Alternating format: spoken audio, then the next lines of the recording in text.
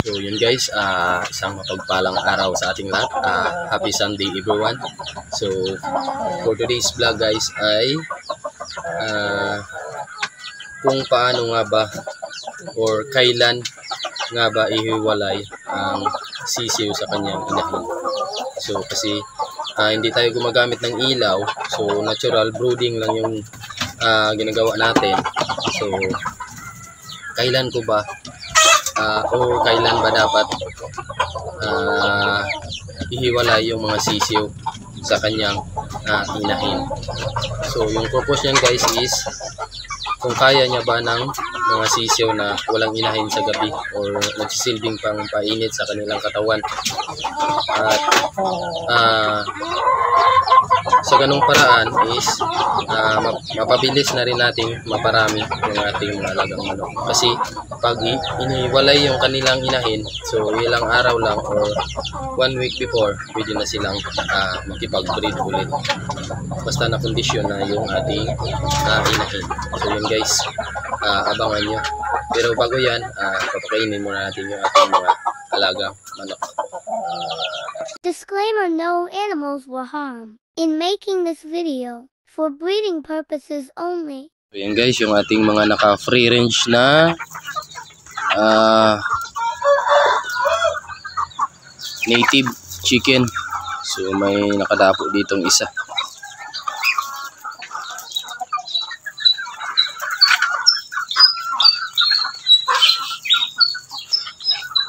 So yan na sila. So yan, may mga green sa paa. Yan yung atin. So yan guys, dami na nila. Ilang buwan na lang pwede na to.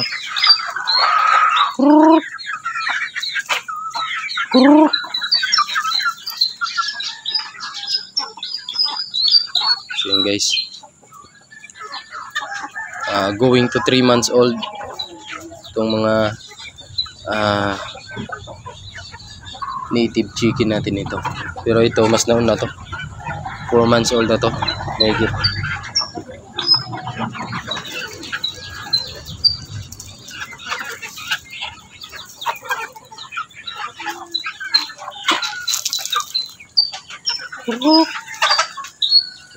So yan.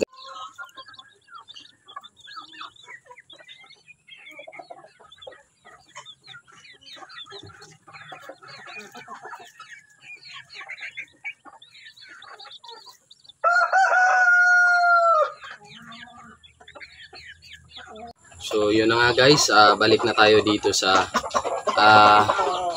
ating pinag-uusapan. So kung kailan nga ba dapat ihiwalay yung mga sisiw sa inahin.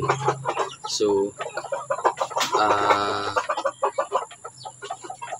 24 days kahapon yung mga sisiw na cross natin sa Rhode Island and then sa Basilan.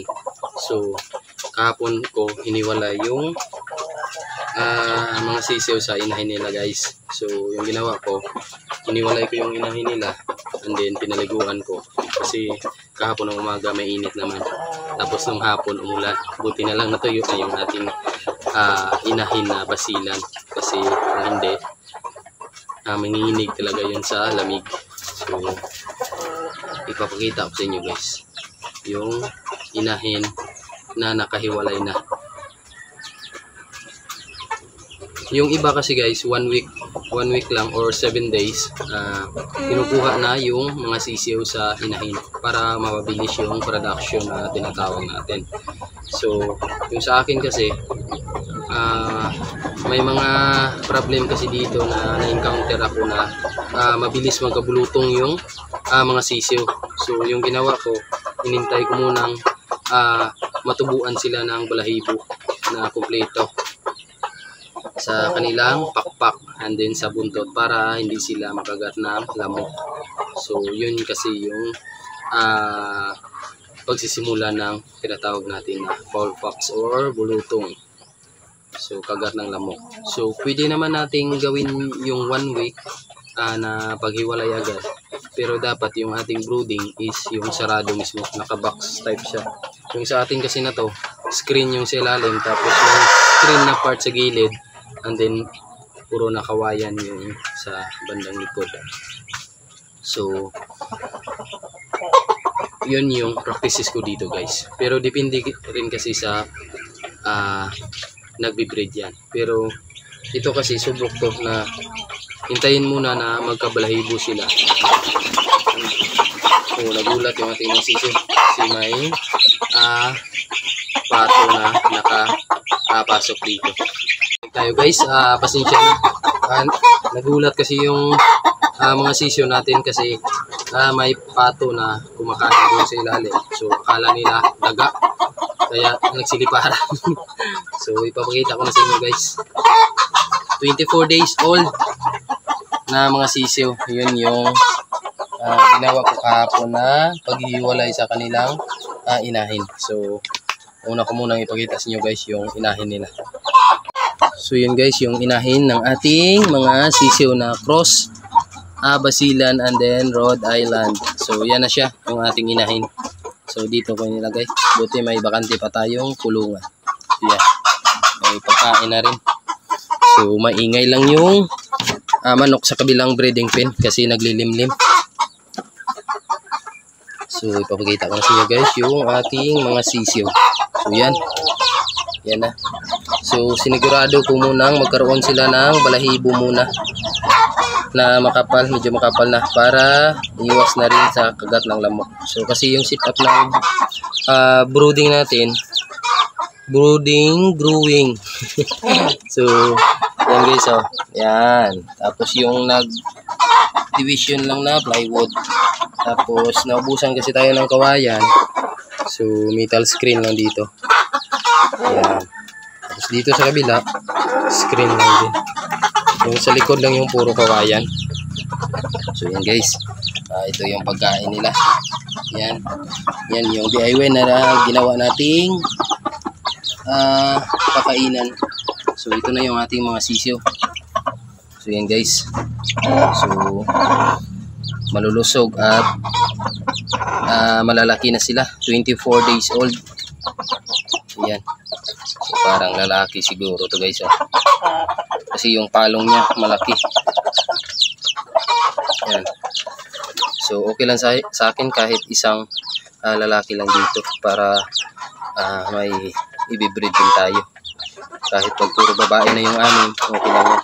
At least makaproduce tayo ng another batch dito sa ating na-breed na to. Ayan. For sure ako lalaki talaga yan guys. So yan guys. So disclaimer lang ulit guys. No animals were harmed in making this video. For breeding purposes only. Ayan na sila. So mabubuhay na to guys. You know. Makapal na yung mga balahibo nila. So 7. So walang bawas yung ating pasisiw. 0 mortality yung ating sisiw. Yan guys, tinatawag sila ni Red. Tumatawag yung Red natin ng inahin. So ito yung patubig ko guys. So siyempre lalagyan natin ng vitamins yan. So kuhanin ko lang. May nakapasok si yan guys. Kala nila daga. Ayan. Kapi natin. Siyempre ito yung ating binibigay. Yan. Yung ating red cell. So ipatak lang natin yung guys dito sa ating patubig sa mga sisyo. So lagyan lang natin 1, 2, 3, 4, 5 lang guys. Okay na yan. So yan yung resulta ng naka-red cell natin na mga pasisyo. Kasi first time ko rin gumamit nito. Dati hindi ako gumagamit.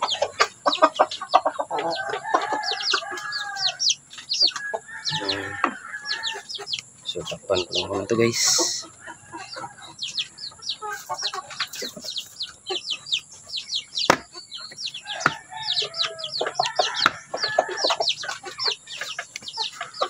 Siya na at wala tayong cameraman. Ayan, ganoon lang guys. Uluin lang. So yung kulay niya is Parang molasses na.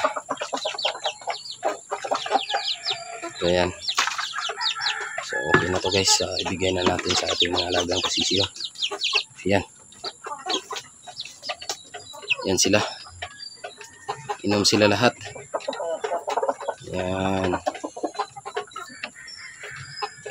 Yung ating pasisyo. So, malulusog silang lahat. So, happy tayo siyempre. Kahit sino ba namang breeder dyan na makita yung malusog ang kanilang mga alaga. So, yun guys. Bali, nasagot na natin yung ating topic. So, disclaimer lang guys, para sa mga baguhan lang to, sa mga subok na ng mga breeder dyan, panoorin nyo na lang to. So, yan. So, okay na yan guys. So, naipakita ko na sa inyo kung ano yung practices ko or mga gawain ko dito sa aking munting backyard na makakatulong. Yan. So, hinihiwalay ko yung mga sisiyo sa inahin kung kumpleto na yung balahibo nila sa pakpak. Yan. So, yun lang guys for today's vlog. Maraming salamat sa patuloy na sumusuport sa aking munting channel. So, God bless sa inyong lahat. Saan man kayong sulok. Keep safe lang everyone, and then see you in my next vlog. Bye bye.